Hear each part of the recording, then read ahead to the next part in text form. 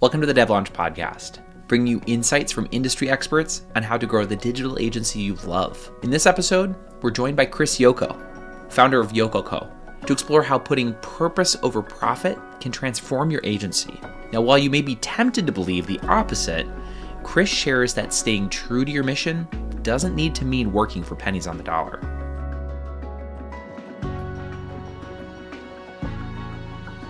Well, Chris, thank you so much for coming on the Dev Launch Podcast. I really appreciate you taking the time today. Yeah, thanks for having me, Tony.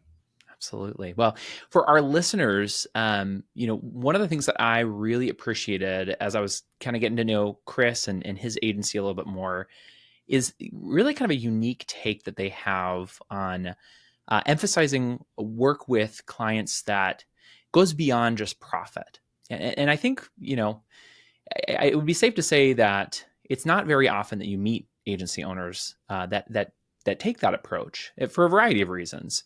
And so when I find people who have that take on things, I'm like, I really want to just like get to know this a little bit better and understand some of the underworkings here.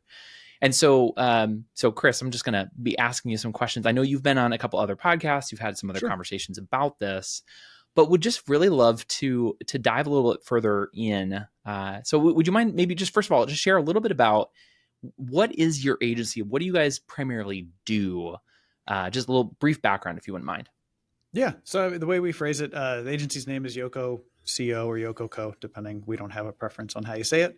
But we do web design and web application development for organizations that have a passion or purpose beyond just profit. I love it. And specifically with that, how would you say that the focus on purpose-driven clients has been shaping your growth and culture at your agency? It's one of those kind of like self-reinforcing things, right? Like whenever we first did it, the catalyst for change was, and I'm sure anyone listening to this has probably had their share of bad clients or clients where you're like, we're never doing that again. And we just had a series of clients that drew a really stark contrast between, I never want to do that again. Maybe this isn't the right industry. Maybe we don't want to do this at all. And then some that we were really eager to rally around. And I was fortunate enough to meet a handful of people that were willing to be on our shape things by asking us a lot of probing questions around like, what makes you like the clients you like? What makes you dislike the clients you dislike? And a lot of what it was constantly coming back to was the people that we really enjoyed working with had a purpose or an impact that wasn't just about dollars and cents. It usually included that because that's how businesses run. But it was about more than that.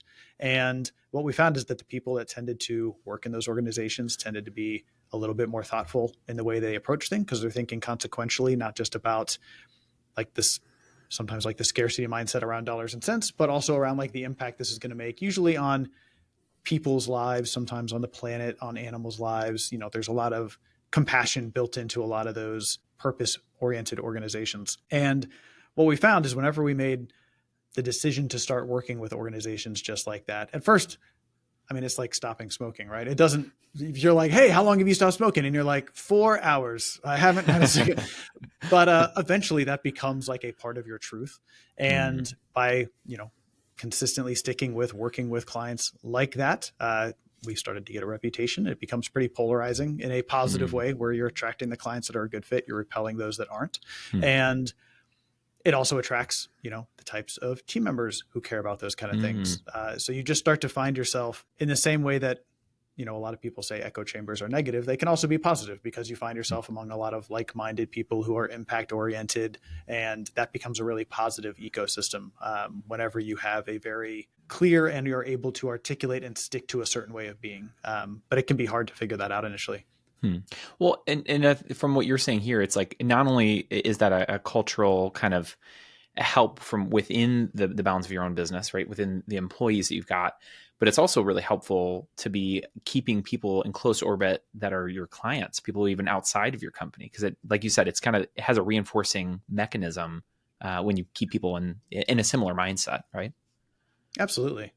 When it creates just different stories about the work that you do, right? Like it's one thing and we used to do a fair amount of work with, and I think there probably are private equity firms that are more positively or impact oriented, but there's also a lot that aren't. Hmm. Some of the ones we worked with really early in our tenure were hyper focused on, we need to have 0.2% conversion rate increases. We need, hyper fixated on these things. And so everything became a grind. People really easily got entrenched in a certain way of thinking. And it felt far less collaborative and way more combative. And Hmm. what we found with the people that were more mission oriented was that there were really interesting stories that made them see the value of their work day to day, even if they didn't get to see the impact. They might be Hmm. like, my whole day was meetings and typing at a keyboard, but I know that I helped create a website that brought us new patients that are now getting this novel treatment for congenital heart defects, Hmm. for people who have broken their spine and are now having it repaired so they regain full mobility, as opposed to potentially remaining paralyzed or on bed rest for months and months. And like, being able to see those impact stories or being able to hear them even secondhand, you begin to realize like that doesn't happen without all the links in the chain, and you begin to Oh yeah. realize the real impact of your work. And there are some people that, I mean, I think that's really impactful for everyone. It's just a matter of if they're mindful of it. And obviously everyone has compromises they make in their lives around flexibility, impact, compensation, all that fun stuff, which is why sometimes more miserable jobs might pay more, but they are what they are. Right. I feel like, yeah, I can think of a couple of jobs that are like that. I won't name any specific ones, but it might be in my industry. No, it's interesting. You're talking about, so, as we're kind of rounding out what, kind of the impact, the cultural impact of really going after more mission driven or purpose driven, I think is how you call it, purpose driven clients, is not only are you really attracting a certain type of employee, you're obviously attracting a certain type of client or clientele, but then you're also talking a little bit about the type of partners that you're working with, right? Because you're talking Yeah. about like venture capital, you're talking about private equity. That's an interesting thing. Like when you guys were going through your evolution and your transition from kind of we're serving, pretty much anybody, to we're really kind of focusing on purpose driven. What was that transition like working with partners? Like, did that happen pretty quickly, or did you feel like that take a while to take place? It took a long while to take place because obviously like you're not in business unless you have relationships. So we had a bunch of relationships with people who would, we'd refer work to them, we'd work on work together, they'd refer work to us. And there were a lot of them that referred work that were clients that we were like no longer interested in working with. And so it's a delicate conversation to be like, hey, we appreciate it so much, but we're not the right fit for them. Obviously, it can upset some people whenever like, they're like, hey, I tried to steer like 6 clients your way and you've turned all of them down. Like, what's going on here? And so Mm. I wish I had anticipated that more, because I could have maybe preempted some of those conversations and just let them know like, hey, we're kind of moving in a different direction. But I didn't think that far ahead. So Mm. it ended up being much more reactive conversations. So some people took it as like maybe like you're better than us, or like, oh, so you only work with these kind of people now, as like a hoity toity kind of Mm. thing, which is not the intention behind it, obviously. But I didn't anticipate that being the way that it might have been perceived. Mm. I thought it was just like, yeah, we're just focusing on a certain industry, but because we didn't, and we don't, narrate by industry, we don't say like, oh, you have to be in one of these buckets for you to have a mission or a purpose worth serving. It was just received really differently. And so Mm. it took a while to be able to have those conversations. But at the same time, as we started to participate in those ecosystems, we started to meet new partners who, were very well aligned and were, interested to kind of hear how we articulated the way the work that we do. And Mm. it's always a learning mechanism. So being able to bounce those ideas back and forth off one another was really, really helpful. But it probably ended up taking probably like 2 or 3 years to really like go Oh. through that whole like arc, because we did it more accidentally than maybe intentionally in Mm. terms of handling those relationship conversations. Hmm. But I think it's helpful to hear though that it did take a couple of years, and I would imagine like even if it was primed, it probably would still take a little bit of time to kind of, because when you say it the one time, people are like, okay, that's nice, but also here's all these different leads, right? Like, so they For kind of sure. need to have it reinforced. I imagine they'd still need to hear it for a while, but to hear that it took you guys, maybe 2 to 3 years to kind of really flesh out that transition, I think that's really helpful perspective. Yeah. I mean, because it's one thing to start saying it, right? Like, I don't know why I keep using negative vices as the comparison, but it's like, oh, I don't drink anymore. And you're like, okay, you had a sober weekend. That's one thing. Right. It's another thing to have like another like dry January. It's another thing to be like, oh yeah, like I just don't drink, or I drink exceedingly Mm. rarely or whatever. Mm. And in the same way, like in the industry, that we're in, and in a lot of industries, if the work you do is a project of any sort, I mean, like our average projects are somewhere between like 4 and 8 months. You've got to first you start saying it, then you start living it. You've got to have some past performance. So for a couple of those things to get done is at least a year. And then Mm. for word of those projects being done and being done well and people to move around to different industries and talk about the impact that it had still takes another 6 to 12 months minimum. Hmm.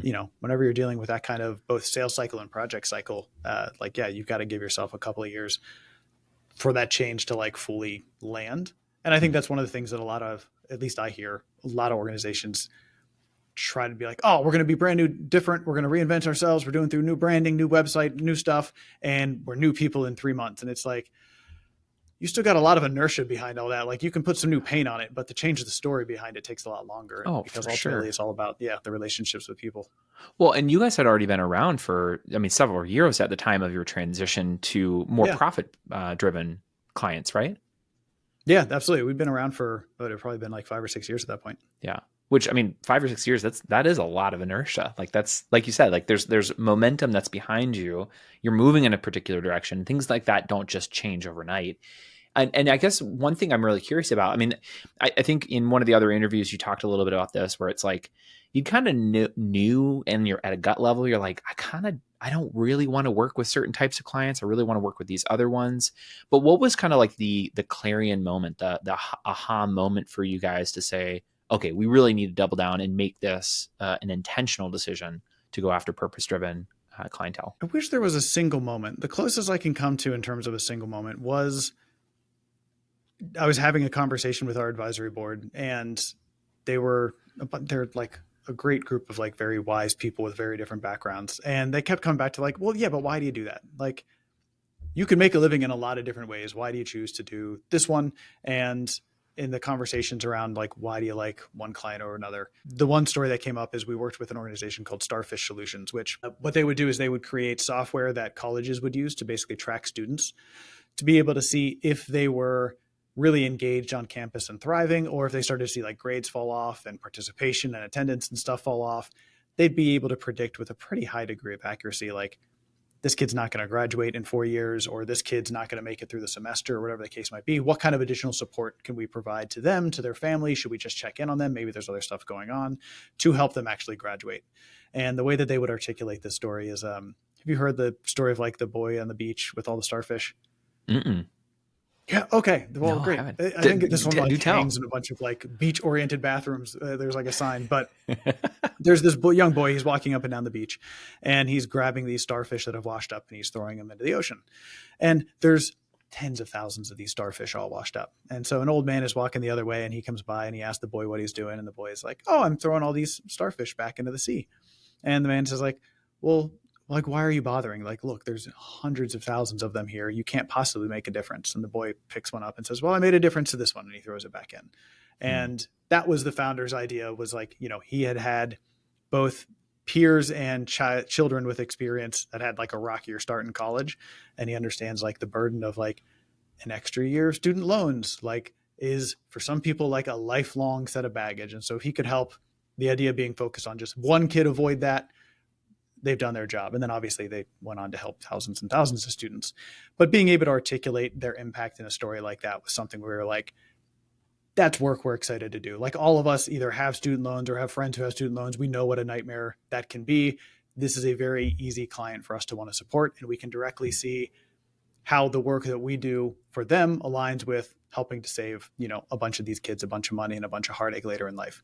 And that became kind of the model or the blueprint we would use for basically any client we considered moving forward. Is like, how does the work that we do with their site align with the objectives they have, and how do those objectives align with impact that they're making on whatever that impacted population might look like.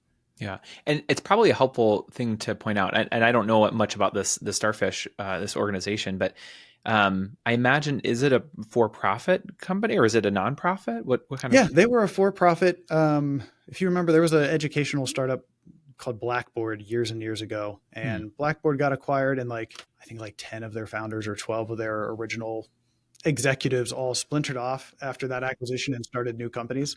And this was one of the startups that was built in the wake of that. So it was a for-profit company, again, oriented around education, and just they had a really good view of the impact they wanted to make and how to do it. And I think that's a really interesting kind of point to pull out is that sometimes you can hear purpose driven or something like I want to work with those types of people, and a lot of times their minds can gravitate towards, oh, you work with nonprofits. But in this case, it's like, no, I mean the transition or the turning point for you was a realization working with a for profit but very purpose driven for profit company that you really aligned with. Yeah, that's one of the things that comes up a ton is people do want to kind of be like, oh, you only work with nonprofits, or oh, you only work with B Corps, or oh, you only work with like they just want to have something easy to like to hang their hat on, and that's what you do. And I mean, it's not as we work with companies that are in the SaaS space, in the AI space. We work with a lot of professional service organizations that just have a slight tilt on the way that they think about the work that they do. Hmm. One of my favorite stories is accounting, like not an industry that many people like consider sexy or like super impact oriented. But the folks that we were working with had two really important kind of pillars in the way that they wanted to make an impact. They were like, we know we can do a good job and alleviate some anxiety and stuff in that world. But we also know that, and this was a couple of years ago, we use a ton of paper. And so they were one of the first to basically be like, hey, we'll offer for our corporations to be able to do totally paperless returns. And that saves, and they calculated it up. And it was much more paper than I thought it would have been, which was really interesting. And then they said for every, what I think it was every like dollar of for-profit work they support, they did, I think, a 10% pro bono for the different organizations that they would support in helping, manage their books and returns and all of that stuff. And Hmm. so any company can have an impact. It's just if you're really mindful of it or not. And so that's why we try not to put ourselves in a box, which helps and hurts in some ways. Like obviously it helps because we get to work with a lot of diverse organizations, but it hurts because a lot of people would like to be like, cool, when I think of this thing, I should think of you guys. And Right. we don't necessarily have that.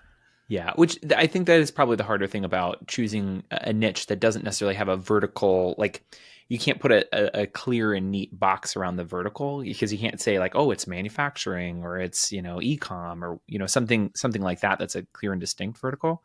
Yeah. But it's more of like qualitative. But do you find that with the qualitative measures of purpose driven, do you find that there are certain industries that tend to come in the door more often, given the nature of the type of work that they're doing? Yeah, of course. We do a lot of work with associations, and like people always kind of throw around the joke that like there's an association for everything. And there absolutely is. One of our team members, Ray, likes to challenge new team members to be like, you cannot name a thing that does not have an association, and people will throw out super obscure esoteric ideas and topics and he'll be like, here you go, here's an association that does that. But they're really impactful organizations because they serve this really sweet spot of whether they're member or trade organizations. There's always a bit of a fuzzy line there too, because then there's also like the associations that are stood up for like political purposes, which we tend not to get into too much. But whenever you think about like associations around, we do a lot of work with, if you're familiar with like EMDR therapy, Mm-hmm. like the people who are at the forefront of that are pioneering the techniques, helping to fund the research to understand the impact that this kind of practice has on people, what it's good for, and basically raise awareness and allow all of these members who as individual practitioners would not be able to band together and take advantage of any economy of scale to now basically pitch in so that there is more awareness of their practice globally, that whenever you Google a practitioner of, that type of therapy, one of their members shows up and you know that there is a body that is still trustworthy and taking, like results oriented scientific analysis to heart around best practices Hmm. without necessarily having the slow lag time that like government regulation requires. And so it's like this real sweet spot that I find is a really impactful one. And I love learning new things. So like every association, you get to kind of peek behind the curtain and get an idea of like, oh, that's how this world works. So I think Mm-hmm. that stuff is really, really cool. And I find it to be really, really impactful because you've got this single point of leverage that suddenly impacts thousands to tens of thousands to hundreds of thousands of people that then in turn are also impacting, tens of thousands to millions and millions of people, depending on the practice. And then beyond that, I mean, like, we do a lot of work with, of course, nonprofits. We do a lot of work with organizations in the space of like climate change, technology. We do a lot of work in healthcare. One of my favorite areas is biodiversity and animal compassion causes, so like animal welfare leagues, American Humane Society, organizations like that. We're all pet owners on our team, so all of us are really happy to be able to support and help our furry friends as well. Mm-hmm. So there's a lot of different areas that we get to work in, but those are some of the industries that come to mind. That's super cool. And interesting enough that when you're leading with, or you're talking initially about associations, as you're saying that, I'm like, that actually makes a ton of sense. Like you don't think about an association. First of all, you don't usually think about an association kind of like a business, but at the end of the day, like an association is there in large part to give promotion to whatever the cause is of those that are inside of the association. And a lot of it is marketing and marketing dollars. So working with your guys' agency, I'm sure helps to expand that and to reach their intended audience. Yeah, I mean, it's like you said, it's kind of one of the biggest parts is member communication, which is almost all digital now. And Mm. that's one of the really nice things is it's a lot easier and a lot more cost effective to communicate with people at that level of scale digitally. So, you've got your sites, you've got SEO concerns and all that fun stuff, but then you've also got back-end systems that allow peer-to-peer connection, allow people to talk with one another and just facilitate the quicker exchange of ideas and collaboration, which ultimately, it's these different ideas and different heuristics and viewpoints bouncing together that create these new, inventions, new solutions, new things that are able to help lead industries, new technology, new solutions. And so it's exciting to be able to play a role in creating basically the backbone for those connections to take place. That's so cool. Now, I want to pull on a thread you had mentioned. You're talking about an advisory board. Yeah. And would you mind, first of all, just sharing like what gave rise to the advisory board for your agency? We'll just start there. What gave rise to it? Yeah. So there is a woman here on the East Coast named Marissa Levin who she's built and sold a couple of companies, and she had a book came out that was called Built to Scale, and SCALE was an acronym for something I don't remember at the moment. But it was a book all about how advisory boards had helped make her a successful entrepreneur and how everyone should use them. And I was sold on the topic. I thought the book was really, really good. It goes through like a very structured model. I think she was mostly in like the government contracting industry. And so she looks at it through that lens, but then tries to open the door to like, how could this apply to you? And so with that, I mean, we basically, reached out to a bunch of connections that I had with different perspectives and backgrounds, customer experience, sales, finance, emotional quotient and kind of emotional intelligence, conflict resolution, like all these different kind of backgrounds, and asked the question I asked was basically, who is the person who's best at this thing? And would you mind making an introduction to that person? And then through facilitation of a couple of introductions, and primarily I should give a big shout out to, there's an organization here in DC called Cadre DC that is like an entrepreneur group. That's how it kind of started and facilitated a lot of great connections. And while I, at the time, couldn't afford to pay anybody, which Marissa lays out in her book, like, here's how you compensate an advisory board. And I was like, I can't afford any of that. Mm-hmm. But because we were oriented around impact, and I think they maybe saw a chance to, help somebody who was a younger entrepreneur, they agreed to help out. And that was kind of how the advisory board was first pulled together. That's super interesting. I mean, so like, I assume by this point, your advisory board, you are able to compensate them, or is it really still they're just pouring into you as kind of like a pay it forward type of arrangement? Yeah. So I mean, we've gone through like different cycles with the advisory board. The latest iteration we're pulling together is going to be basically a combination of like compensation. And at some point we did start even compensating that initial advisory board once we grew large enough. And the first way we did that was basically through like trade. So we were like, hey, we'll help your business, or if you're a part of a nonprofit or on a board, like we'll build a website for them, basically pro bono in consideration for the work that you've done for us and stuff like that. So that was the initial compensation. And then as we've grown, it's become like a combination of like outside perspective and advocates, as well as trusted advisors who all play like different roles in our ecosystem and our business, who can all kind of contribute in a different capacity. So, I mean, it sounds like the impact that this advisory board has had for you guys, I mean, clearly they helped you to shape and form that transition and that transformation to more purpose-driven clients to be working with. I guess like I would assume that there's been other big things, other kind of aha moments that your advisory board has brought to the table, and if so, what would be like another example of some things that have been really helpful for you with the advisory board? Yeah, I mean, again, it's bringing smart people with different perspectives and backgrounds together. You'll have these like collisions of concepts and ideas that you wouldn't have otherwise considered. So another one that was really impactful for us is one of the advisors on our board was a guy named Steve Little, and he runs a company called Zero Limits Ventures. So he does a lot of like M&A exits, stuff like that.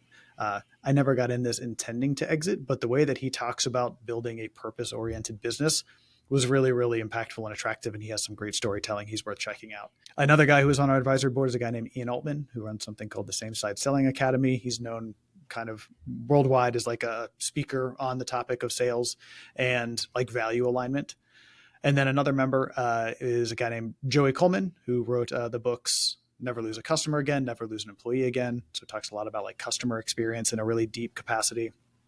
And then we also had the time CEO coach and then a later owner of a company called Learning in Action named Allison Whitmire, who works primarily with exclusively with executives to really focus on like how to bring empathy and like emotional intelligence into the mix around your organization. And so how do you build camaraderie? And what was really interesting about the juxtaposition of all of those people being in the same room is the way that like each of those fields would overlap. So you'll have somebody like Ian who's really focused on like alignment of basically what you're trying to do around value. So like, hey, client, why do you need these things? What kind of problem does it solve? Is it worth it for us to solve this problem that only makes you $1? Is it worth it for us to solve it if it makes you $1 million, whatever it might be? And to have that then align with some of the stuff Allison brought to bear around like impact and what makes your life worth living. And to then pull those two threads together to basically pull our sales strategy and impact into the same conversation to start any sales conversation with a client around like, why do you do what you do? What kind of impact do you make in the world? Have them feel both seen and heard and understood in the actual like impact and like why they wake up every morning. Cause like, yes, we all need to make a paycheck and make a living, but there's a lot of ways to do that. Like they want to be seen for like, oh, I help people do these kind of things. I help people heal. I help people, get an education, whatever it might be. And then to be able to align that with, okay, and then whenever it comes to like your organization, how does that work dollars and cents wise? And then how do we help support that vision? Is a much more impactful conversation than just talking about price. And so there were a lot of variations on, those different themes of two unique viewpoints kind of being twisted together that I think help really shape the way that we do things. And probably the power, like you're saying, the power of the advisory board where you got a bunch of different perspectives. They're not all coming from one specific vantage point. They're not all a certain type of entrepreneur that's sitting with you advising. Yeah, exactly. Like, I feel like if you were like, hey, I've got a whole bunch of like finance guys in the room, then you're going to get a really financial painted picture. If you've got a whole bunch of people who are all tech, like, guess what? You're going to get a bunch of tech stuff. So, I mean, having a really well-rounded and differentiated and diverse, I think, advisory board is the best way to go about it, at least in my perspective. I love that. I love it. Well, I'll just put it then a quick plug, if Chris, if you're all right with us. But as listeners are hearing this, I think there's probably more conversation to be had, and I would like to dive in further. But maybe even reaching out to Chris to hear more about his experience with the advisory board. If you're up for that, I think that could be a pretty good conversation. No, I'm happy. I think that's a really impactful practice to be able to stand up, and if people have questions about it, happy to help answer them or help at least give some ideas. I love it. I love it. Okay. Well, maybe coming back to the conversation about purpose-driven for a minute, I think one of the things, as a finance guy myself, one of the things that comes to my mind is something that you have actually talked a little bit about, which is making sure that you're balancing your revenue goals with mission, and making sure that there is a balance there, right? That it's not all just about making money, but you still need to make money if you want to have a business. For sure. And so how have you navigated that delicate balance within your team? Pass. No, Not that question. You're right. It is a really delicate one. And what's interesting is like, we're pretty transparent as a company around like, we'll do financial presentations once a month to say, hey, here are things, in terms of revenue, expenses, how we're doing. We do a profit share program. So we want everyone to understand the mechanics of how business works and to know that like each of these conversations we have with the client around pricing is one of those conversations around trade-off of like, hey, we do want to help you make an impact. And we also do want to be compensated well for our time. And we know that we're not working with organizations, we've had some in the past who are like, we want to get as much oil out of the ground as possible. Like, let's go. And we'll compensate you handsomely for it. And we're like, all right, I'm not going to sleep super well at night knowing that that's what I contributed to. And so we're going to take a pass on that, even if it was a super, lucrative deal for us. But whenever you get into like the nitty gritty of it, there's a lot of work where we're like, oh, I would love to do that for pro bono. I would love to do that work for free. And ultimately you can't pour from an empty cup. And so a lot of it comes into like intentional conversations around compromise to understand like, okay, like yes, they might need to be a nonprofit. They might be a healthcare system. They might be a for-profit. And there is a fair and efficient trade here where the work we are doing will add value to them. And just because it is in the service of a greater impact does not mean it subtracts meaningfully from its value. I Hmm. think one of the areas that gets like the short end of the stick on that a lot is like climate change. Hmm. People are like, you know, you'll pay someone to haul away your trash, but if you suddenly say like, hey, like we want to charge to do like a plastic pickup on a beach, it's like, well, you should just do it because you're being selfless. And it's like, all right, well then you should charge the company that makes the plastic bags to do it. And it's like, well, no, you shouldn't do that because that's not right. And like there's a lot of just ways that people kind of avoid thinking about where those cost and the cost of externalities end up. And so we just try to be really intentional about understanding that the stuff we do has value. There's a fair price for it. And the better we can understand the alignments and the problems we're helping organizations solve, the easier it is to kind of find a fair and justifiable price that everyone feels good about. And I guess maybe on that note, like, have you had to navigate those conversations where it's like, man, I really love the purpose, the thing you guys are trying to accomplish here. I recognize you guys don't have the budget for this necessarily. Here is where standard market rate is.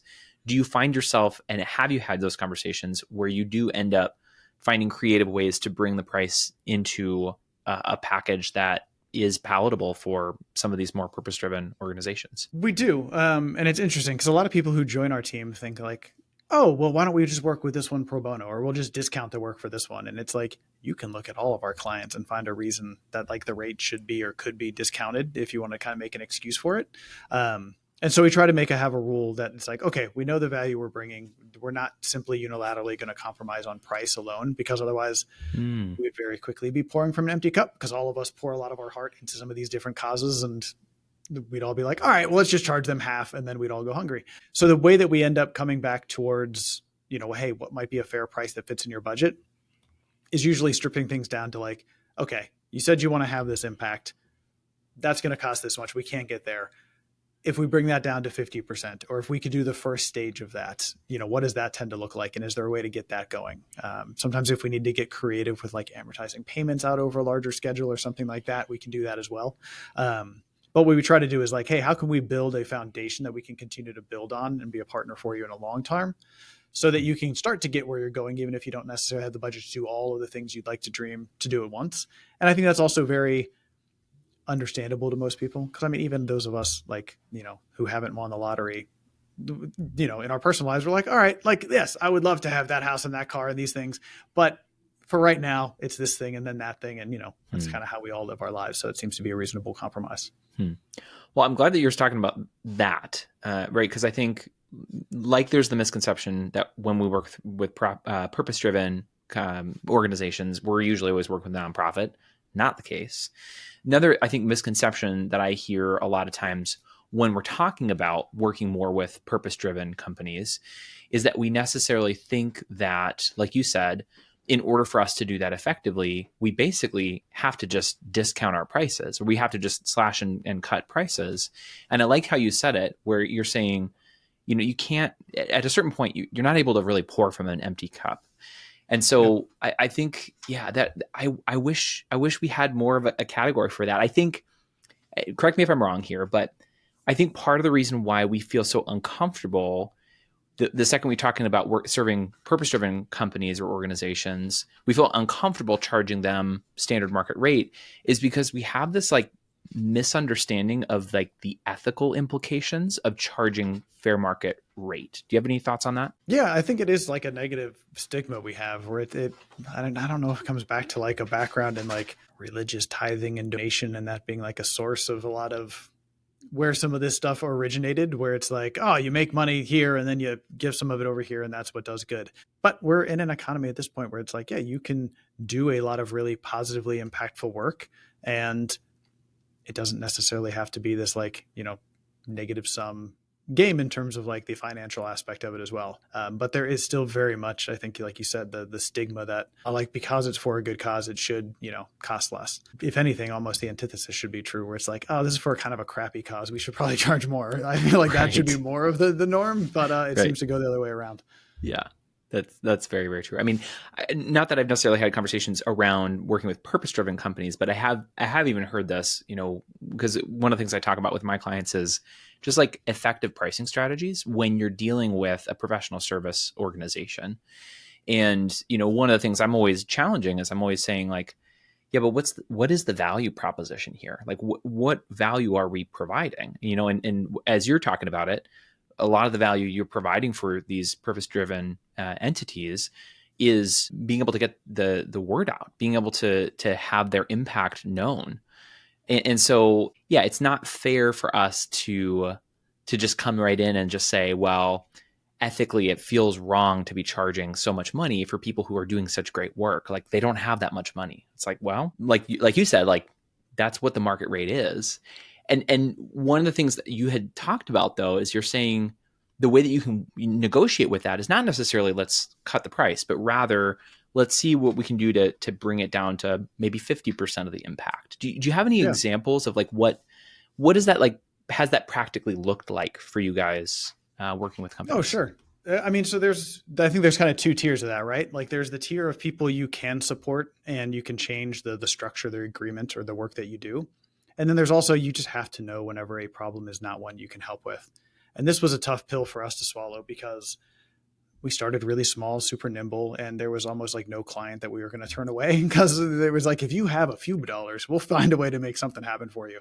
But ultimately, you have to have awareness like, while you might really, really love the cause, if it's going to be, oh, we have $100, $10, $1, whatever it might be, maybe you can't help. And so knowing where you draw that line and then being able to have an ecosystem of people you can refer them to, I think is really impactful, which is nice in our industry because there are so many solutions out there. And while we obviously have the areas that we specialize in, we can refer people to a number of other either firms, individuals, freelancers, even like DIY platforms, that there's something out there that will help you get what you want. And then it's just a matter of who's willing to put the time in.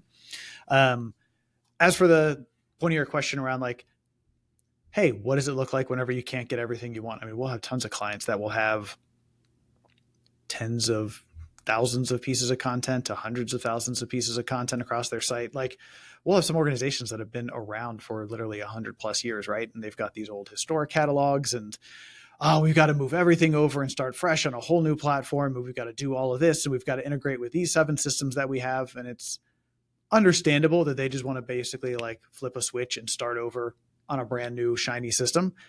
It rarely works that way. And so a lot of times it's like, okay, you don't necessarily have the budget for it. It's usually not the most intelligent way to go about it anyway. So it's like, what does the first 10% look like? Building out the new platform, getting the most important content over. What's the next step? Maybe it's building out single sign-on or integrations with some of the other platforms you have. Then what's next? Okay, then it's migrating a bunch of this kind of secondary content that's important, but not necessarily viewed as much. And then maybe the third string is, okay, now there's all this archival content that has rich historic value and you don't want it to go away, but it doesn't necessarily need to be treated with the same level of import as like your About Us page or something like that, that's just going to be right there on Front Street. And so being able to carve that into a reasonable timeline and letting a client know, like, you're not saying no to the end vision. You're just saying, not yet. It's going to take a little bit of time, and here's the plan to get you there. And then you also can share, like, here's the impact that has on you if you try to do all of this at once, not only in terms of cost, but in terms of time. And pretty quickly, people realize, like, okay, maybe that's not ideal, and what can we do to maybe shave that down? And then you've always got people who are like bright-eyed and bushy-tailed, right? Who are like, no, we can do it. And then they do it once and you never see them do it again in their career. Like after you've been bitten once, you're like, okay, yeah, we can spread it out. That sounds really reasonable. Yeah. Yeah. Well, it sounds like kind of one of the things you're essentially referring to here is almost kind of like thinking about it from like an MVP perspective, and thinking 100%. about that. MVP. We typically are talking about that from a tech standpoint. Let's launch this app, but like I think that same methodology or concept can even be said when we're thinking about your marketing approach or anything else. Yeah. I wish more people were comfortable following that model to a T of like, hey, get something out and get data back. But because there's so many other like superiors and board members and investors and all these different people involved, a lot of people want to have something like more polished. And I think they mismanage expectations, usually mismanage expectations up. Hmm. Whereas you'd be much better, being like, hey, this is going to be kind of a collaborative thing and kind of following in line with what you said a lot of the tech platforms do. That doesn't necessarily need to be like move fast and break things, but being comfortable with that MVP mindset would be beneficial to most. Totally, totally. Well, that's probably a big takeaway that I'm taking. Hopefully, our listeners are hearing this as well. Is when working with, if you want to focus on purpose driven clientele, don't necessarily assume that that means at every given juncture when their pocketbook is just not big enough to afford all of the work that they've asked you for. Don't necessarily assume that your first course of action is just to go ahead and discount. There are more creative ways to make sure that you are still supporting them to the best of your ability while also being able to maintain a full cup so that you can continue to pour out. And that's not to take away from the fact that I'm sure, Chris, you guys do work occasionally. You'll do work for exceedingly or exceptional cases where maybe there's like a little bit of pro bono that goes into it. But by and large, you're maintaining that value and charging accordingly so that you can afford to pour from a full cup. Yeah, I mean, exactly to that point. I mean, we try not to do too much in terms of pro bono because, like I said, we feel like any of our clients deserve it. And so doing it for one and not for another feels a little unfair. And to anybody else who's, listening and has that same mindset of like, oh, I should discount it. Think about how you're going to feel if, like, now you can't make ends meet and you still have this project or this service or something you've offered a client, like how enthusiastic you're going to be about doing it. If you're not going to be able to dedicate the time and pour yourself into it, you shouldn't be signing on for it in any capacity. Agreed. So hopefully this isn't too uncomfortable of a pivot, but I'm very curious because something, in recent conversations I've been having, especially when I think about like employee experience, in some ways, when we work with clients, obviously that is sales.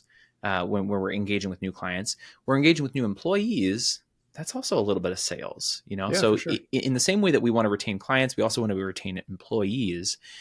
When we think about working in an agency like yours, where you are really focused on purpose-driven companies, I guess, when you then come back to your employees, do you guys typically have a strategy that essentially says, hey, we're going to pay about market rate, but really a lot of the benefit you're getting is the fact that you guys are plugging into really being able to help incredible brands do amazing things?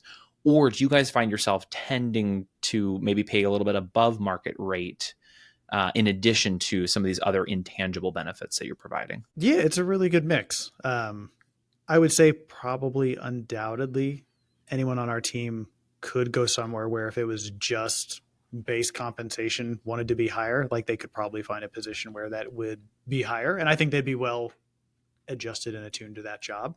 But it might be like that classic like agency grind of like, okay, you're going to spend 60 to 8 hours a week and you're going to deal with a bunch of red tape and BS and stuff that maybe you don't like so much. So for us, like it is like there are definitely people who are paid at and above market rate in a lot of different capacities, and especially whenever you take into consideration like the different things that we include in our work structure. So we do a 4-day flex week.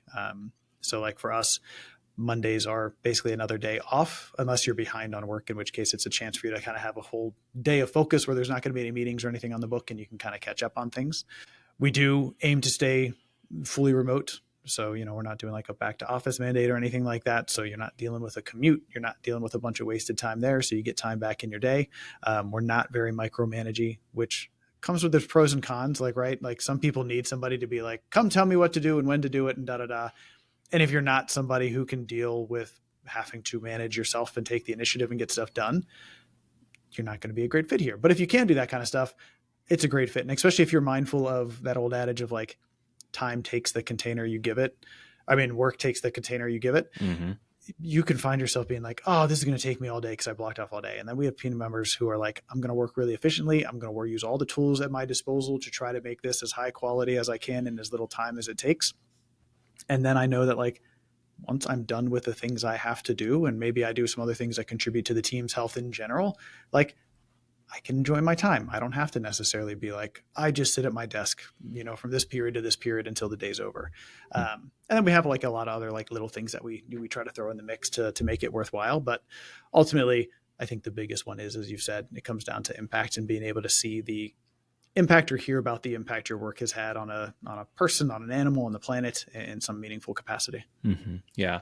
Well, I'm glad that you were able to share some of those things because, especially with inflation as it's going right now, I feel like I have heard a lot of people talk about like, yeah, but you need to pay more, you need to pay more, base pay.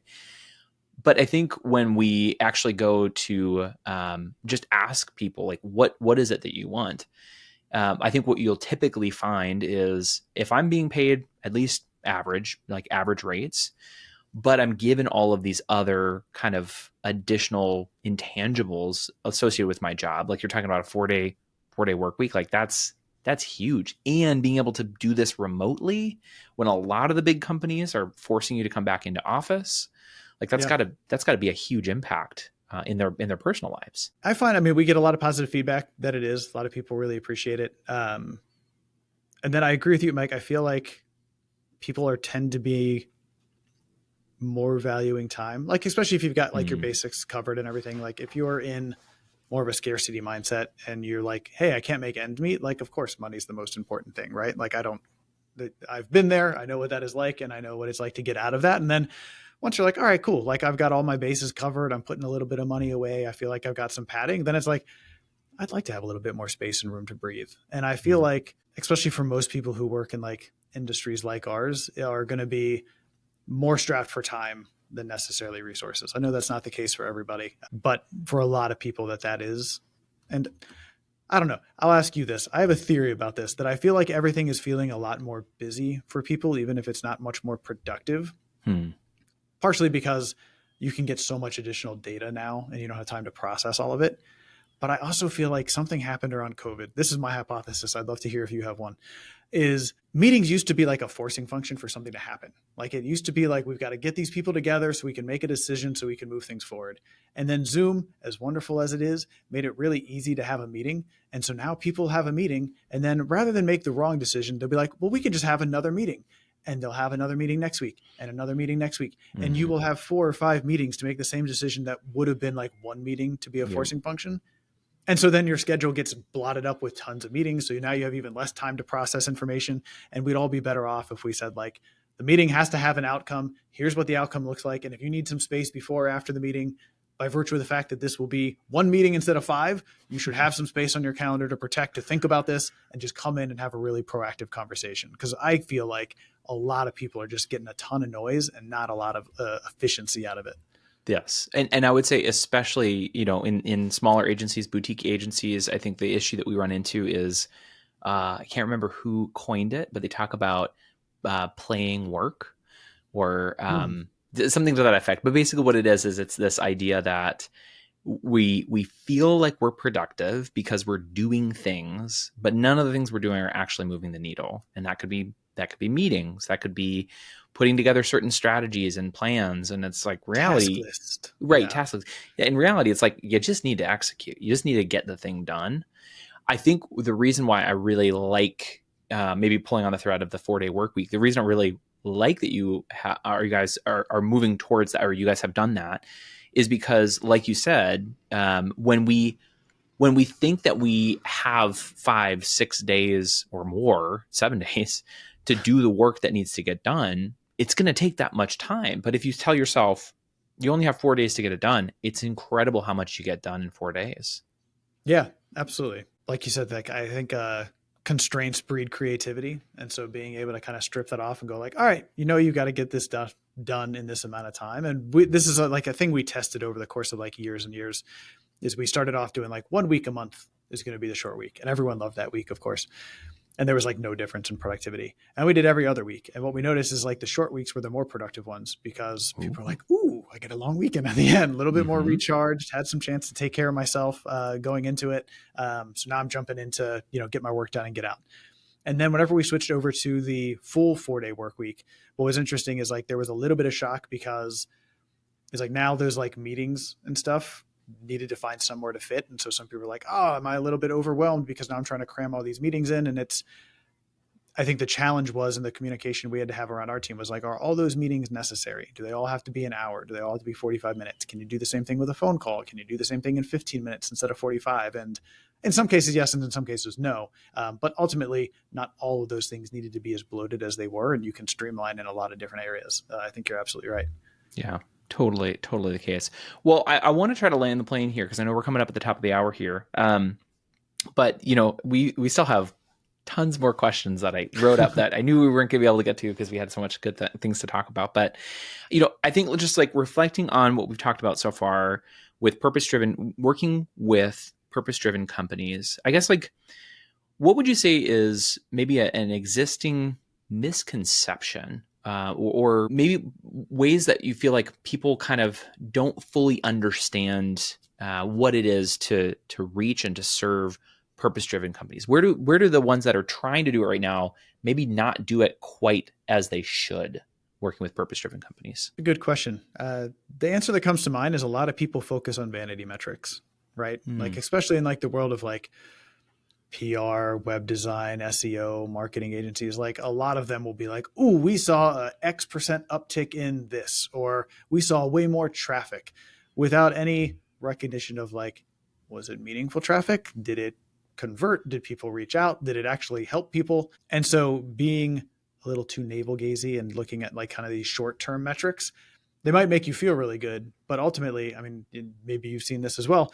You can do a lot of things that drive tons of traffic and have no discernible difference or even a negative impact on an organization because now they're dealing with a bunch of bad leads or a bunch of garbage follow up or things that aren't necessarily in their wheelhouse. And so being able to follow that all the way through to understand, great, what does the conversion rate look like all the way through? Not only to like, a lot of people will then stop at like a revenue generation. Some people will dive deeper into like profitability.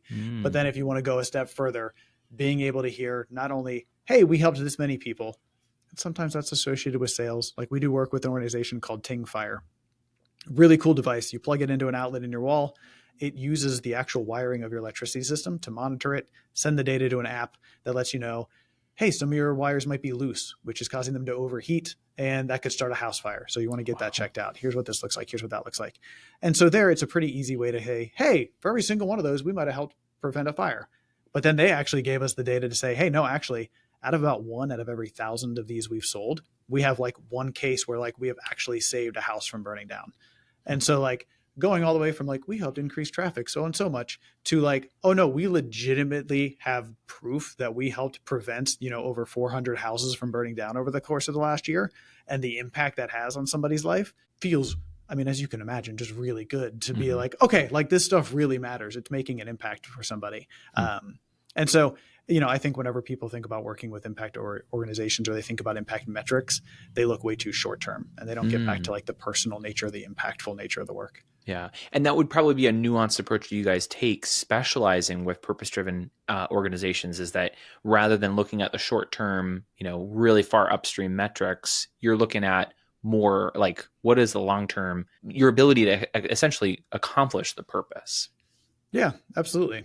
I don't know about yourself. I had like early in my career through like high school, college, a little bit afterwards, I was in construction and Hmm. like it's hard work. I'm glad I don't do it anymore. But at the time, like there were a few things that felt as satisfying as like going out to like a blank lot and then at the end of like 2 weeks being like, that's the frame of a house. Someone's going to live there and they're going to make memories there. And like 60 Hmm. years later, I can come drive by this lot and chances are this house is still going to be here.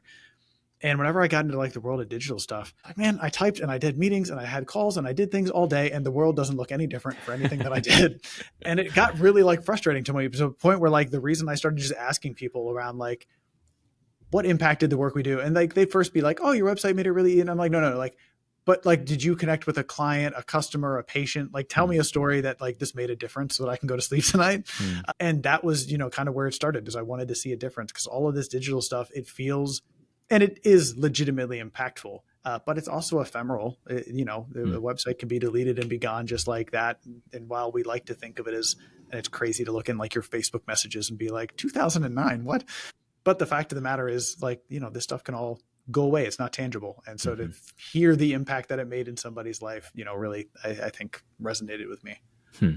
I love that. I love that. Well, definitely this, as well as many other good insights from an individual who is leading the way in working with purpose driven companies and organizations. Chris, I really appreciate the time. I'm going to assume that, whether it's talking about advisory boards or just even like making that transition to working with purpose driven organizations, people will probably have some questions. They'll probably have some follow ups. What would be the best way for people to follow what you guys are doing in your agency, or getting connected with you personally, what's the best way Sure. to go about doing that? So to check out the agency, it's Yoko Co, YOKOCO.com. That's the best place to find us, and that's got the links to everything else. If you're interested in connecting with me personally or asking questions about like advisory boards, some of that stuff, my personal website, chrisyoko.com, there's contact forms there. I check that more than most other things. You're also welcome to connect on social media. Awesome. And are there any social media that you tend to be on more than others? I guess like I hate to acknowledge it, but I probably check LinkedIn more than most others, so I guess that's probably the best one.